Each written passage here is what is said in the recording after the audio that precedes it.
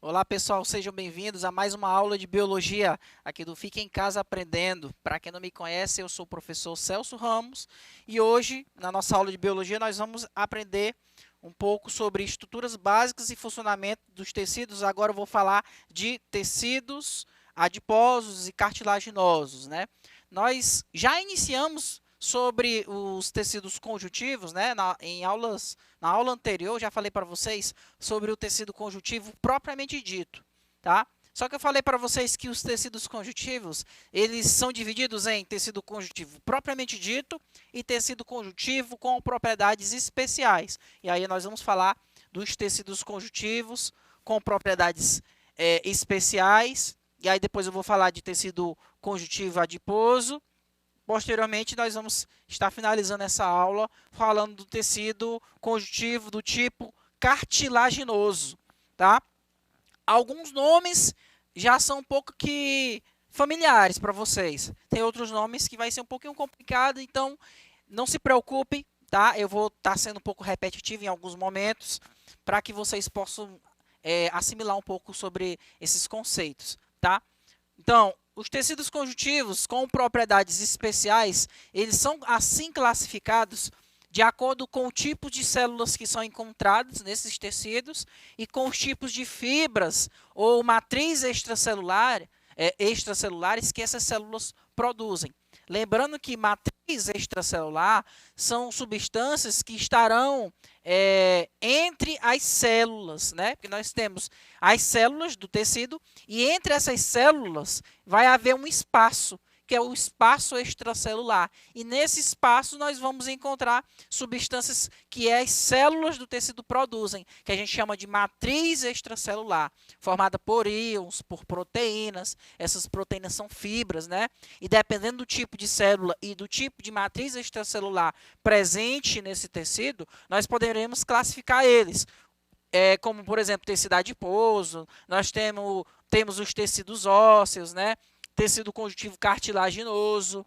Então, nós vamos agora falar um pouco, primeiramente, sobre o tecido conjuntivo com propriedade especial, que é o tecido conjuntivo adiposo, né? O termo adiposo vem principalmente por causa do tipo de célula que está ali presente, né? Que a gente chama de adipócito.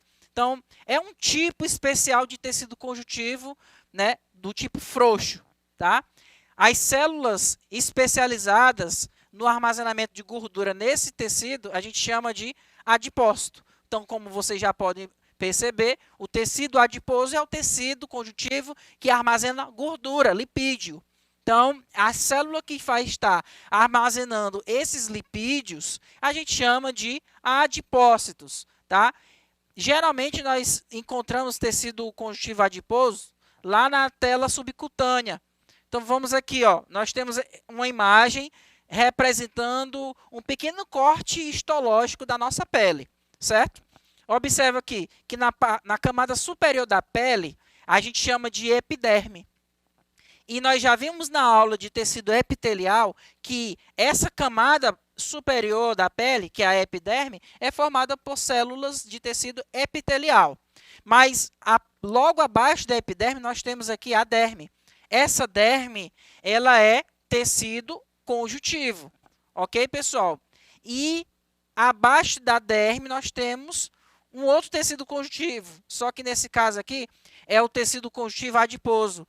Ele é chamado de hipoderme, porque ele fica por baixo da derme, ok? E é repleta de células adipócitas, ou adipócitos, né? Que são células que armazenam muita gordura. Então, o tecido conjuntivo adiposo, as células desse tecido conjuntivo, elas são originadas por uma célula precursora, que a gente chama de célula mesenquimal indiferenciada. Gente, essa célula aqui, ela consegue se diferenciar, né, em qualquer um desses outros tipos de células dos tecidos conjuntivos. Ela pode se transformar em fibroblasto, que é uma célula presente no tecido conjuntivo propriamente dito.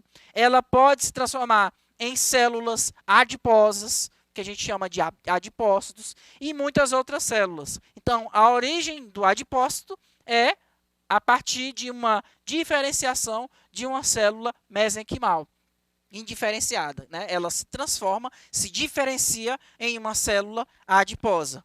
Ok, pessoal? E aí nós temos uma imagem esquematizando um pouco como é que é uma célula considerada como adipócito. Percebam que o citoplasma dessa célula ela está tomada praticamente por completo, né, pela reserva de gordura. Tá? Ela tem aqui ó, nós temos a membrana plasmática para delimitar os limites da célula, né? E lá no interior do citoplasma nós temos esse grande vacúolo que está ali armazenando gordura, né? Quando nós nos alimentamos, principalmente além de muita gordura e também por excesso de carboidrato, esses carboidratos eles podem ser convertidos em lipídios, e aí esses lipídios também podem ser armazenados na forma de gordura ali nos tecidos adiposos, né? E aí vai ficar no interior dessas células que a gente chama de adipócitos. Quando você pega um pedaço de um tecido adiposo, faz um corte bem fininho, né, e coloca em um microscópio, né, fazendo uma preparação histológica. O que é essa preparação histológica? São utilizadas substâncias químicas para corar essas células, né? Ao se jogar, por exemplo, alguns solventes orgânicos, a gordura que está ali no interior das células adiposas, ela acaba sendo eliminada.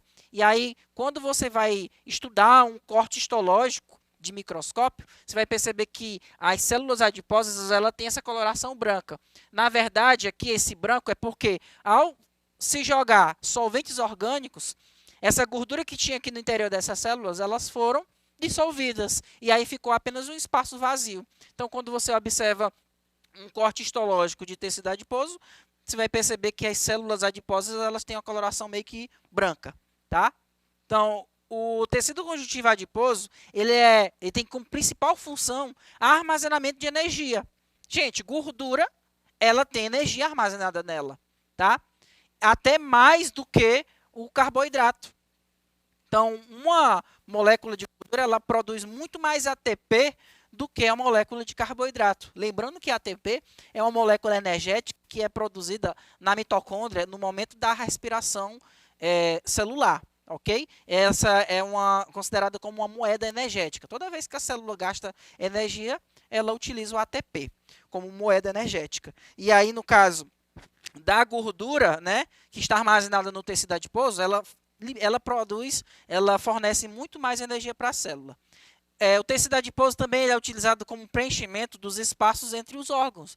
Então, um indivíduo que tem muito tecido adiposo, no interior dos seus órgãos ali, o espaço que existe entre eles está tomado por gordura. Até mesmo para proteger esses órgãos contra choques mecânicos, né? A gordura, ela amortece os impactos. Por isso que ela fica localizada também abaixo da nossa pele, que é um pouquinho barrigudinho, né? Ele consegue aguentar mais impacto do que uma pessoa magra. Por quê? A gordura ela serve como um amortecedor, tá? E aí nós vamos encontrar tecido adiposo no entorno dos nossos rins, vamos encontrar o tecido adiposo também servindo como isolante térmico. Um exemplo que eu coloco para vocês aqui é essa camada de gordura que você pode encontrar logo abaixo da pele de ursos polares. Eles conseguem sobreviver em ambientes de muito frio, justamente por causa dessa grande quantidade de tecido adiposo que tem logo abaixo da pele dele, tá? Então, saindo de tecido conjuntivo adiposo e falando agora de tecido conjuntivo cartilaginoso, né? O que é o tecido conjuntivo cartilaginoso? O termo cartilaginoso tem a ver com cartilagem, né? E cartilagem, quando a gente fala de cartilagem, lembrem daquelas pontinhas brancas que você encontra, por exemplo, lá no ossinho da galinha. Tá? Você estava comendo, estava almoçando, de repente você percebeu que na ponta dos ossos, né, da coxa da galinha que você estava comendo, tinha uma pontinha meio que branquinha e uma parte bem molinha. né? Quando você está comendo peito de frango, e aí tem o osso próximo ao peito do frango, né? Tem um osso chamado quilha, e na ponta desse osso, geralmente você vai ver que a ponta dele é um pouco branca. Essa pontinha é feita de cartilagem. Todos os ossos, quando eles estão em processo de formação, eles são formados primeiramente por cartilagem, e com o tempo elas vão ossificando e tornando-se ossos, né, estabelecidos. Crianças, por exemplo, quando estão muito jovens, os seus ossos ainda possuem cartilagem. E aí, só depois que ela chega na fase adulta, é que a parte de cartilagem ela diminui. Então, onde é que nós podemos encontrar? Principalmente na ponta dos ossos, né? na parte onde tem articulação móvel. Até porque essa cartilagem ela vai ajudar para que aconteça uma lubrificação melhor, os ossos não tenham muito atrito entre eles. Ok, pessoal? Então, o tecido cartilaginoso, ele vai formar também o tecido, aliás, vai formar o esqueleto de alguns animais vertebrados. Aí eu coloquei aqui essa classe, conhecida como Chondrichthyes. Essa classe Chondrichthyes também é chamada de peixes cartilaginosos, que são os tubarões, as arraias, as quimeras. Se você for analisar o esqueleto desses animais, o esqueleto deles não é um esqueleto ósseo, né? É esqueleto de cartilagem, por isso que eles são animais cartilaginosos. Então, o tecido cartilaginoso também, nos outros vertebrados, ele vai existir. Inclusive, humanos têm um esqueleto cartilaginoso, somente na fase embrionária. Então, no processo de formação do embrião, o nosso esqueleto ainda é feito de cartilagem, mas depois de adultos, apresenta alguma estrutura cartilaginosa. Quer exemplo de locais do nosso corpo que ainda existe cartilagem? A ponta dos nossos narizes. Essa pontinha mole aqui, ó, é cartilagem, né? As nossas orelhas, a nossa orelha externa, né? Isso aqui é cartilagem também. Nós podemos encontrar cartilagem na nossa árvore respiratória, ou seja, nas nossas traqueias, né? E nos nossos brônquios, bronquíolos. Então, perceba que as traqueias ela está o tempo todo expandida, porque no interior delas possui anéis de cartilagem, para que elas não se fechem e aí o indivíduo não tenha dificuldade de respirar. E nós também encontramos cartilagem, como eu já falei para vocês, nas pontas dos nossos ossos, né? Que a gente chama de epífise, principalmente das articulações móveis, como o joelho, né? Nosso cotovelo, tornozelo e por aí vai. Tá? Nós encontramos também cartilagem nos discos intervertebrais. Né? Os discos intervertebrais, nós vamos encontrar cartilagem. Nós temos lá, entre uma vértebra e outra, um anel fibroso. Né? Esse anel fibroso ele ajuda ali a coluna vertebral a aguentar impactos, né? É como se fosse um amortecedor. E aí, nós encontramos alguns problemas relacionados ao disco de cartilagem que fica entre as nossas vértebras. Nós podemos ter um tipo de problema chamado hérnia de disco, quando esse disco de cartilagem ele tem um pequeno deslocamento e acaba pressionando um dos nervos que partem da coluna. Aí a pessoa sente um monte de dor. Né? Aí nós temos o que a gente chama de hérnia de disco. Hérnia é um termo que a gente chama para quando um órgão está fora do lugar. Ok? Nesse caso, o disco de cartilagem ficou fora do lugar, é por isso que a gente chama de hérnia de disco. Ok, pessoal? Então, quais são as características do tecido cartilaginoso?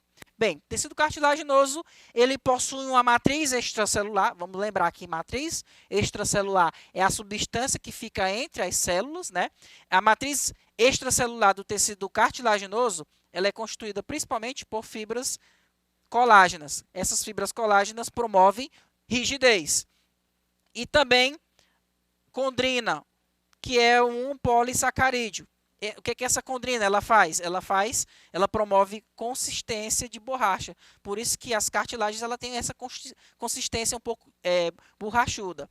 As células que são típicas do tecido cartilaginoso são chamadas de condroblastos e também são os condrócitos. Qual é a diferença do condroblasto para o condrócito? É que o condroblasto é quando a célula ainda está jovem, ela produz muita substância extracelular. Os condrócitos é depois que os condroblastos ficam mais velhos. Ok, pessoal? Aí nós temos exemplo aqui, ó, o condroblasto, que é uma célula jovem, e o condrócito, depois que ele fica mais velho. E aí nós temos uma imagem de um corte histológico, apresentando um tecido cartilaginoso. Abaixo vocês vão perceber os condrócitos, e as células menores, na parte de cima aqui, são os condroblastos, ok? O tecido cartilaginoso é uma exceção do tecido conjuntivo que não tem vaso sanguíneo. Diferente dos outros tecidos conjuntivos, que são altamente vascularizados, que tem muitos vasos sanguíneos ali, esse tecido conjuntivo aqui, no caso cartilaginoso, ele não tem vasos sanguíneos, então ele é avascular. Então, os nutrientes e oxigênio, eles vêm do pericôndrio. O que é o pericôndrio? O pericôndrio é uma membrana de tecido conjuntivo que fica envolvendo a cartilagem. E essa membrana, ela tem vaso sanguíneo e, consequentemente, o sangue leva para o pericôndrio moléculas de alimento e nutrientes, água, né? E esse pericôndrio vai passar por meio da difusão, esses nutrientes e essa água, né, para as células aqui da cartilagem. Ok, pessoal? Nós podemos classificar o tecido cartilaginoso em cartilagem hialina, cartilagem elástica e cartilagem fibrosa.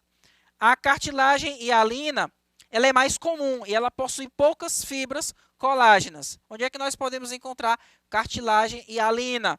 Na nossa laringe, né, formando aqui essa cartilagem da laringe, nós podemos encontrar cartilagem hialina formando os anéis que formam as nossas traqueias, né?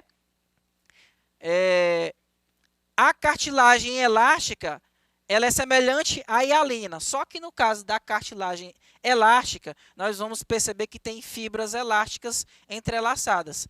Nesse caso, essas fibras elásticas aqui, elas dão maior elasticidade. E aí nós vamos perceber cartilagem elástica presentes lá nos nossos narizes, na orelha externa, né? Na epiglote, que é essa estrutura que vai impedir que você se engasgue, né? A epiglote é como se fosse uma portinha que fecha a via respiratória para que você possa engolir a água ou algum alimento, ok?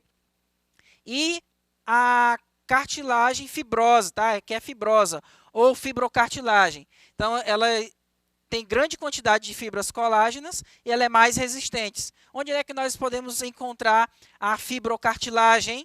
Nós vamos encontrar aqui na sínfise púbica, né? Nós vamos encontrar aqui nos discos intervertebrais, que é aquela cartilagem que fica entre uma vértebra e outra, né? Ok, pessoal?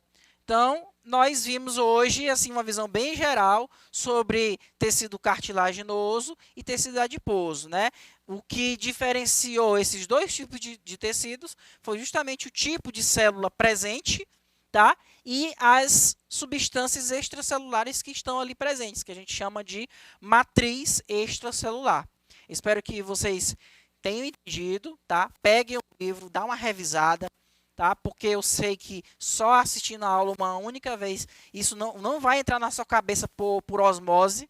Então, você precisa mesmo pegar o livro, estudar e se interessar. Tá bom, pessoal? Tenta responder algumas questões e aguardo vocês na próxima aula. Tá bom? Tchau, tchau.